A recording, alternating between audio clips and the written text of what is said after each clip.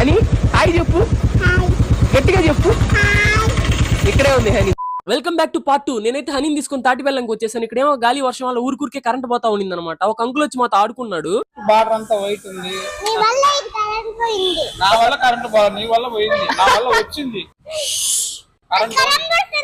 కోపదారి మనిషి మీకు తెలుసు. హనీ పాప మాటలు డాక్టర్ రాసిన ప్రిస్క్రిప్షన్ లెక్క ఏం అర్థం కావు గానీ హనీ కొట్టే దెబ్బ మాత్రం డాక్టర్ ఇచ్చిన బిల్లు లెక్క క్లియర్ గా కనిపిస్తుంది సమ్మగా. మేము ఇక్కడికి వచ్చేటప్పుడు వర్షం ఏం లేదు, క్లియర్ గా ఉంది. ఇక్కడ రాగానే ఉన్నట్టుండి వర్షం అయితే స్టార్ట్ అయింది గట్టిగా. ఈ మనీ తోటి మొత్తానికి బిల్లు కడతా అని చెప్పి కాసేపు హనీ పాపతో అయితే ఆడుకున్నాను వర్షం తగ్గేంత వరకు.